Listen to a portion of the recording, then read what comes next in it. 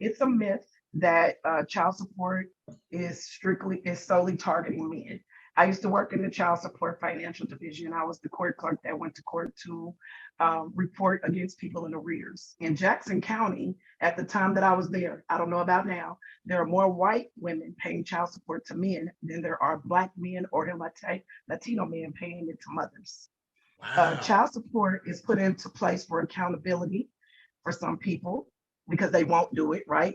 And sometimes when you get it, those that demographic of people that won't do it typically doesn't have it. So what the mother is getting isn't even worth the paper, or the father isn't even worth the paper that it's being printed on.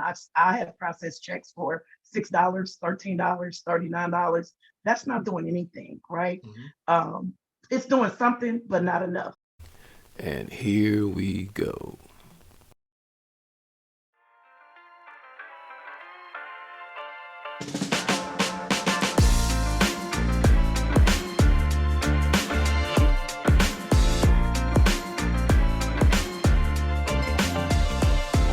You're listening to the Kings Can Move On podcast with your hosts, Jason Stewart and Frank Rainey.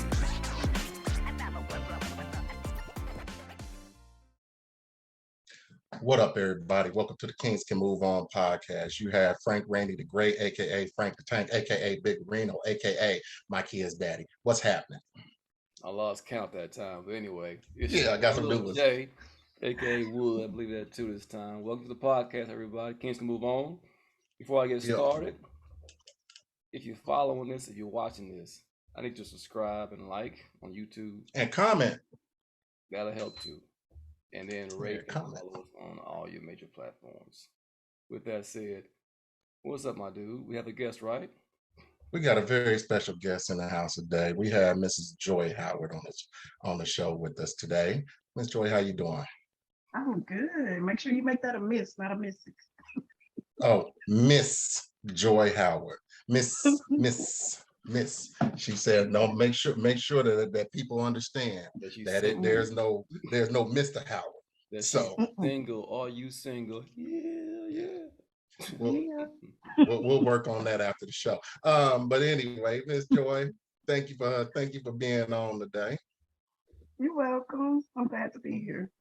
Yeah. So we had you. I invited you on because I throw some crazy stuff out there on Facebook. It tickles the hell out of me, but some of it I also want to spark some stuff, and I brought something up that we'll talk about a little bit later. But I just want to know about you first of all. So can you tell us a little bit about yourself? You Kansas City born and raised? I am Kansas City born and raised, graduated from Southwest High School, class of 91. Um, Southwest. I'm number seven of nine children. Ooh. Got three sisters and five brothers. Some of them adopted, but they're all my brothers and sisters. There's five of us biologically. I got two kids. They're 27 and 25. My oldest is my son, youngest is my daughter. No grandbabies, and I'm an HR professional for a major bank. Okay. All right, cool. How long you been with your company? You been with them for quite some time or It'll new be venture? nine years, August the 26th. Oh, wow. Yep, Nice. Well, well, congratulations for staying in corporate America. I hope it's treating you extremely well. it is very lucrative. Cool, cool, cool. Disclaimer: he hates corporate America. You know, I know. in case you I am didn't well know. aware. Yeah. I mean, they're okay sometimes, but I want to be corporate America. I don't want to work for corporate America. I want to be corporate America. So That that's my part. change. That's my difference. Let me know Yes. when you do that. I'll be your HR manager. Just let me know. Oh, yes, I'm with it. I'm with it. So Okay. cool.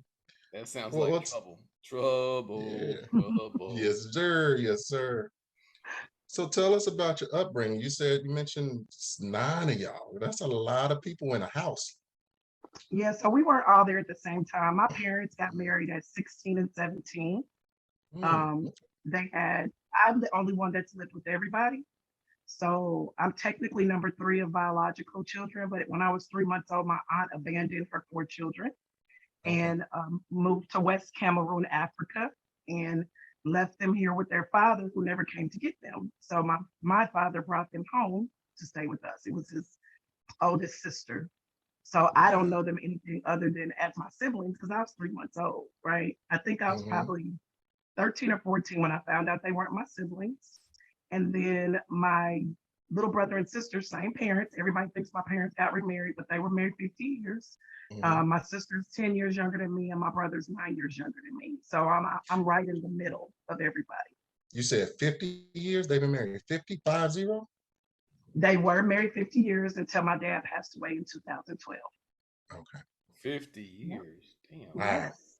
Half a hundred. Goodness gracious. Yep. So, so growing up in that kind of household with two parents that was married forever, um, what kind of effect did that have on you when you got older and you was seeking your mate? Were you looking to have that same kind of relationship or what? I thought that's what I would have. I was 19 when I got married. And Really? I stayed married until I was 39. So for 20 years. Mhm. Um, it impacted my self-esteem a little bit when I got divorced because I felt like everybody, was let down. But I quickly got over that because I'm happier now. My Mhm. father passing away really was my inspiration. I wasn't happy. And when he died, I decided that I didn't want to be unhappy for the rest of my life. Life is too short. So I asked for a divorce. So Really? did you stay married? You said you didn't want to let people down. Was it primarily for the children, or was it for outside um, individuals that you thought you? A little bit of both. So I was raised in the church. My mom's a Sunday school superintendent. My dad was a deacon. Um, my kids, especially my son, he doesn't like change at all.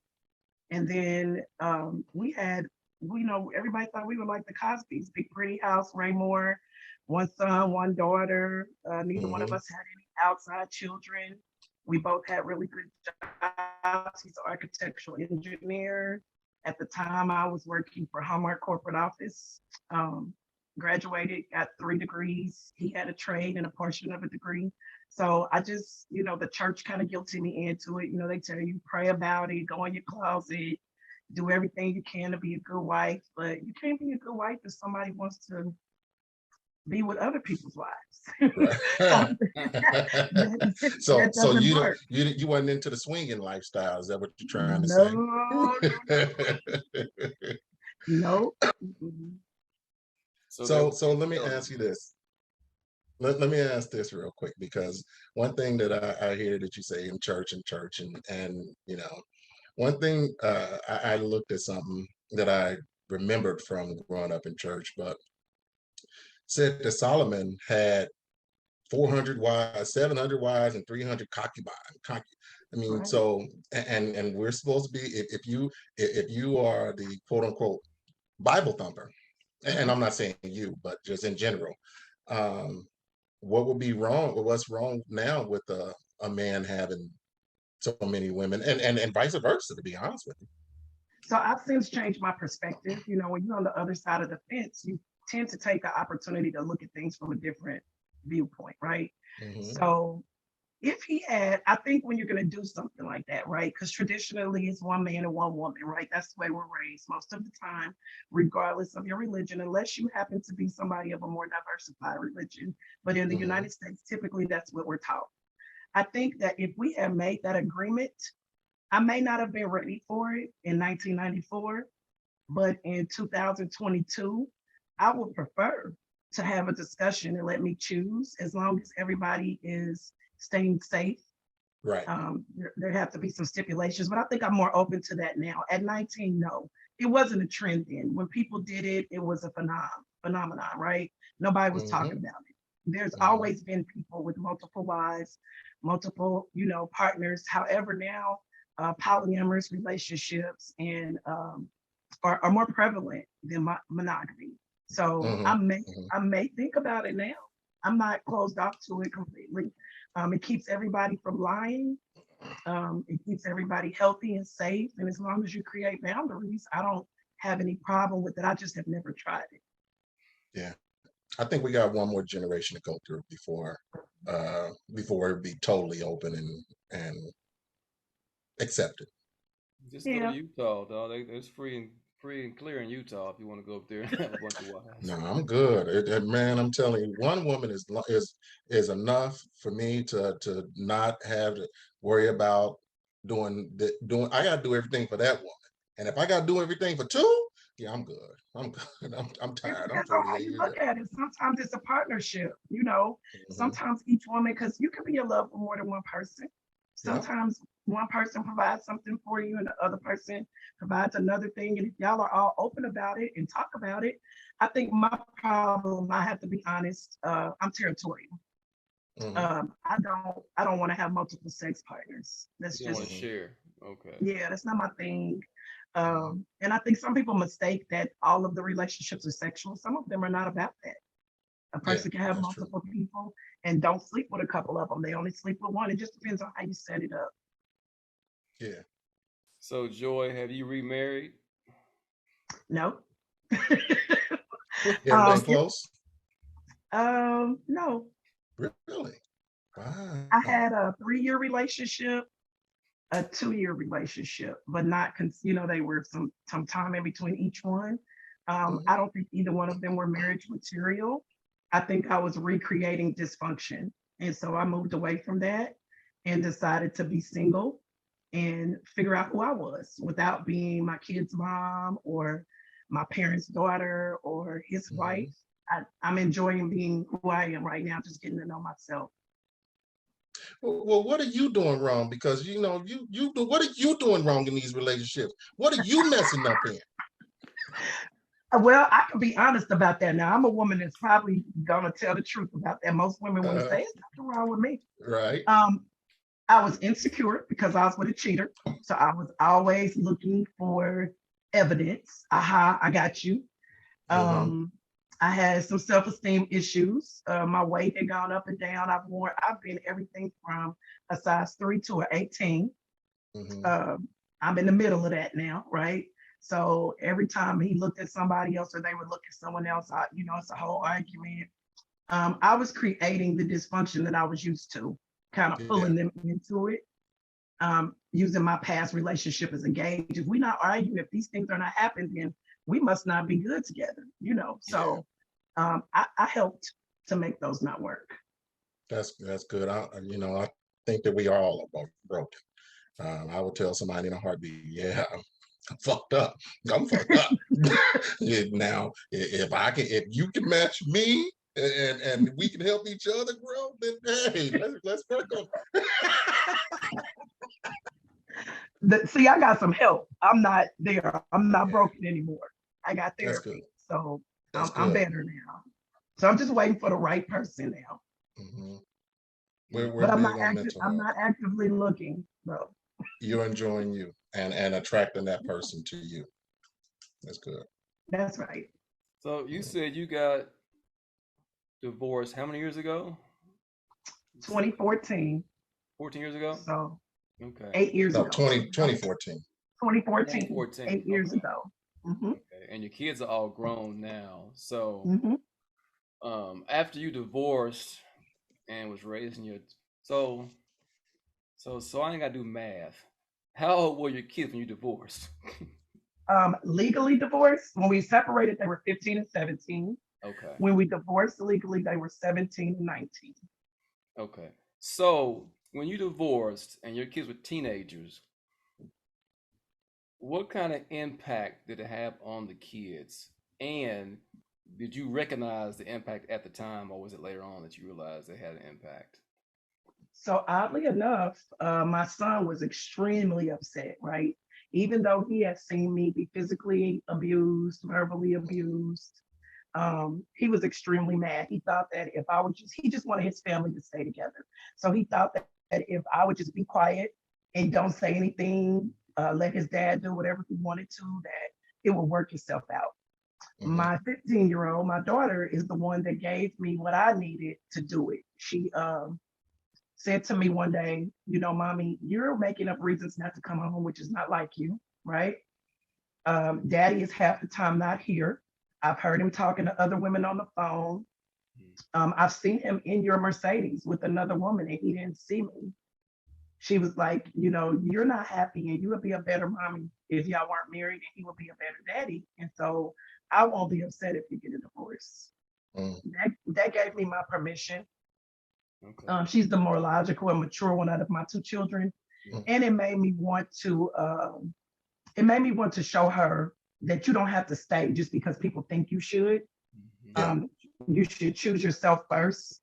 And my son didn't realize it then, but I wanted to show him, maybe I'll have another healthy relationship where he can see a man actually love me properly. And I wanted my son to see me be, my daughter to see me be respected. When we broke up, it was an adjustment for everybody. I lived in my car for 6 weeks. My children lived with family members. I lost all my money. He cleaned out the checking account. I went to jail for 10 days for bad checks because I wrote all the checks for the bills and he cleaned out the checking account. My kids were stressed. They were sad. They felt torn between the two parents. But I was very adamant. Now, for the first 6 months, y'all, I was angry. I said a lot of things in front of them that I shouldn't. But after that, I sat them down and we had conversations and we adjusted in a couple of years. My son ended up going to jail. He was acting out because of what happened. So he was in and out of jail for 3 years. He spent his 21st birthday in jail. Mm. So it had a negative impact initially, but I think they see the benefits now. I think we're both better people, not together. Good. It's a myth that child support is solely targeting men.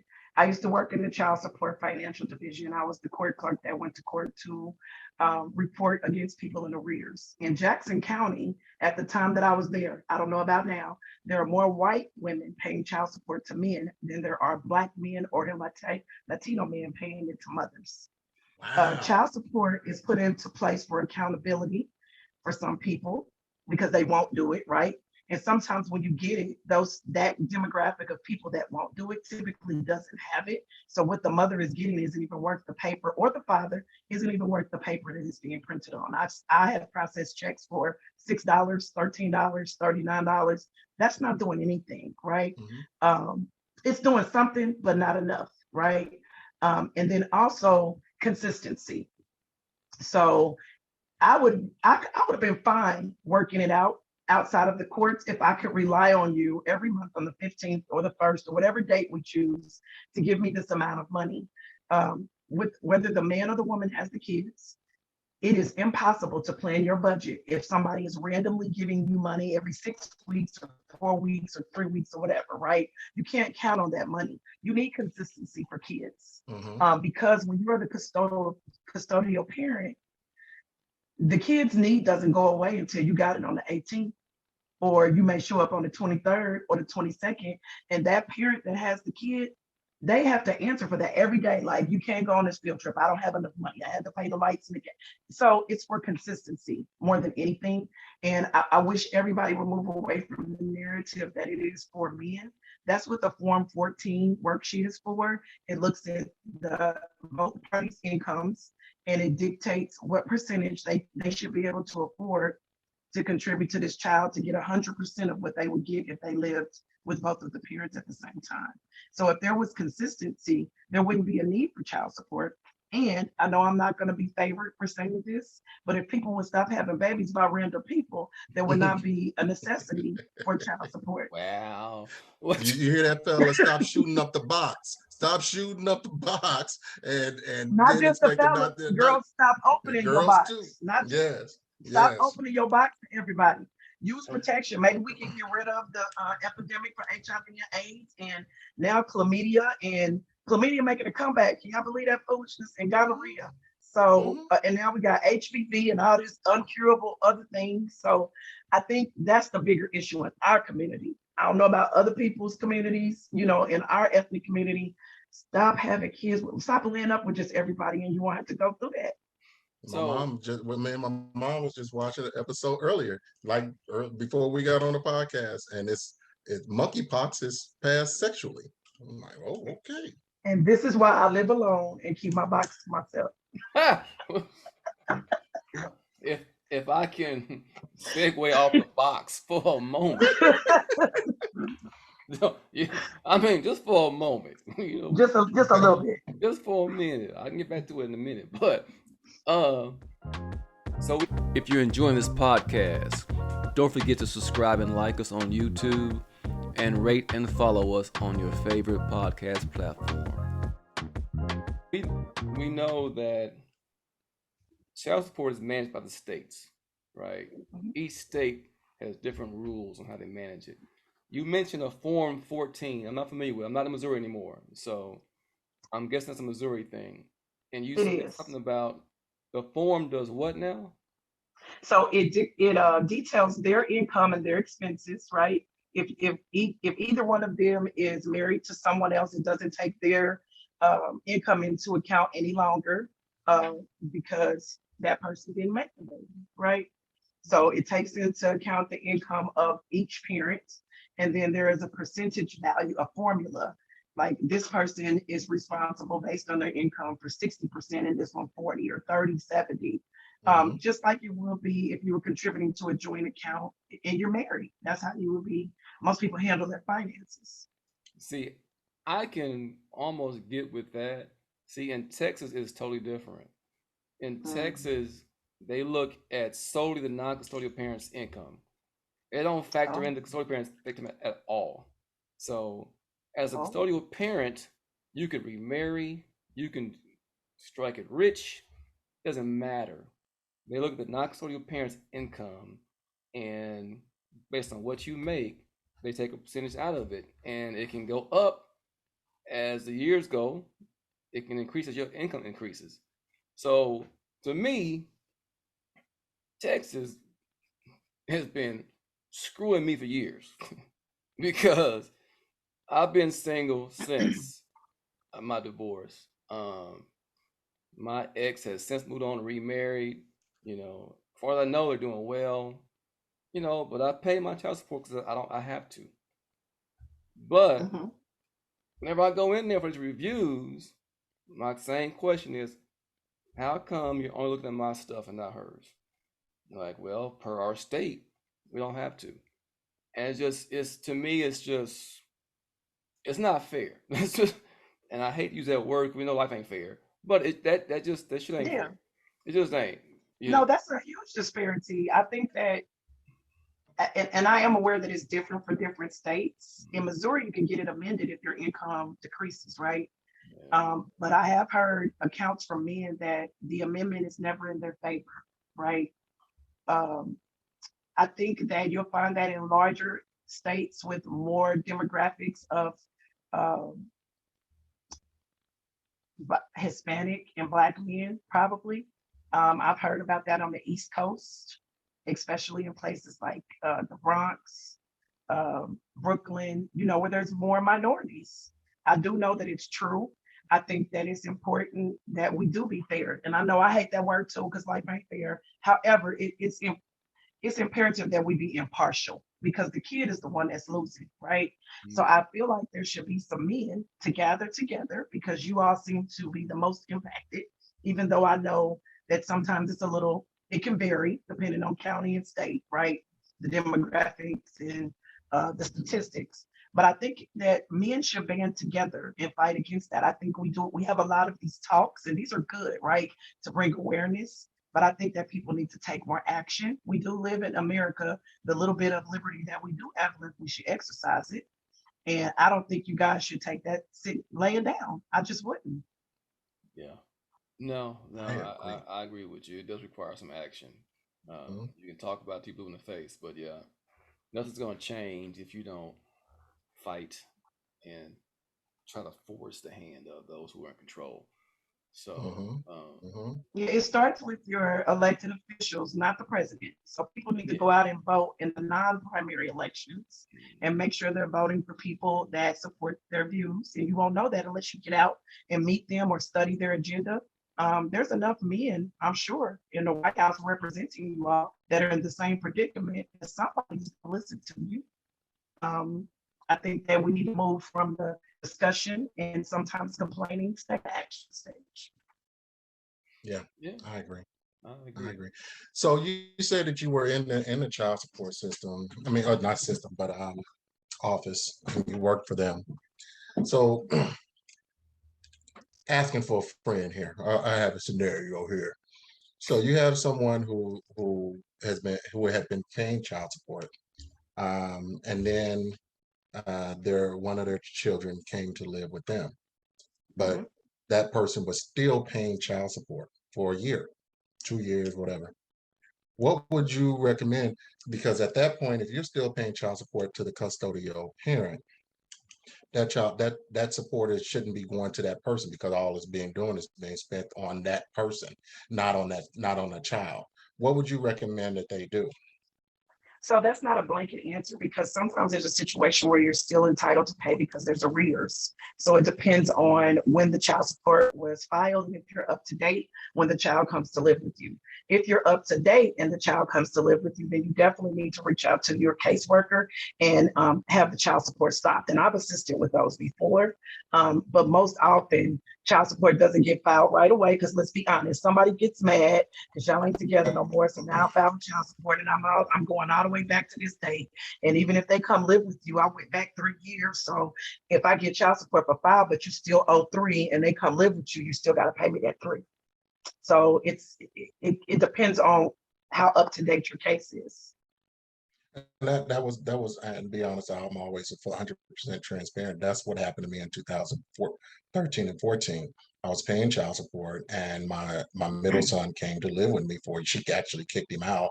He came to live with me for a year, and I was still paying her child support. When I went to the county clerk's office, they said I needed an attorney to file paperwork. An attorney told me $3,000. I'm like, well, how can I pay you $3,000? I'm paying child support and I'm taking care of my son. And that's something Could that I they still would like explain to to get you if credit there for. was arrears? Could they Say explain again? to you if there was arrears or not? Could they So explain there to you was if there was arrears that arrears? I was actually paying my current child support as well as the arrears that I had back then. And so they were taking out a portion for the child support and taking out the huge portion for the child support and taking out a small portion for the arrears. And which I would have been like, and even to this day, I would have been like, you know what, that's cool. Credit it towards the arrears. Don't make me pay child support for a child that I'm keeping, that a child is with me. Take You that could amount get for an that year. attorney. But You that's could the get an thing, attorney and get your $3,000 for an attorney.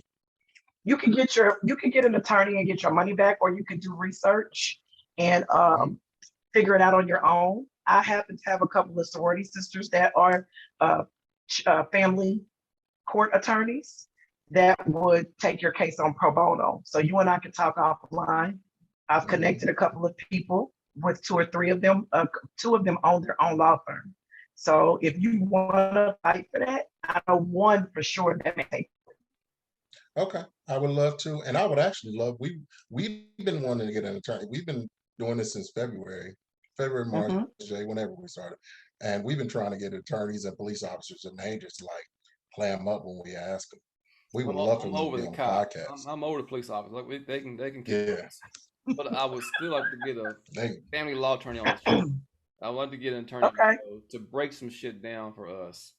You know, Mhm. you done a good job breaking some shit down today, but I would still like to get an attorney, an expert in the field, right, to actually come on here and just break some shit down for us and for the listeners.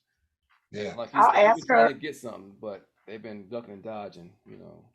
I'll ask her. I don't want to say her name in case she doesn't accept, but Yeah, I will Susan, definitely get reach on out there. to Get on her. here. Jordan already told us. Susan. No, I don't know her. I don't know. I don't know nobody named Susan. No, I will. I'll ask her. I will definitely reach out to her and get her in contact with you guys if yeah, she's willing to and let do her know it ain't. You know, you've experienced Frank. It's not gonna Mhm. be bad. It's not gonna be. It's not. It might be a little adversarial, but it's not gonna be. You know. Oh no, no. For attorneys, I'm gonna be honest with you. For attorneys and police officers, it's gonna be totally different. It is. It won't be this unless you're gonna help me. And then we'll be nice. But Unless you're if gonna do unless you're gonna do it. well, I'll But say yeah, I'm not. I think they I slime can't speak for balls. him, but Okay. They'll be balanced. They'll be balanced. Yeah. It won't be two pit bulls on here. It'll be... But yeah, no. But I appreciate you coming on and giving your perspective on Thank you. the child support, and it wasn't as bad as I thought it was gonna be with you two fighting and debating. No. I just when I seen your comment, I texted Wood and I was like, dog, we gotta have her on. Gotta have her on. And I said I'm gonna light her ass up too. But I didn't have to light you up because you explained very eloquently.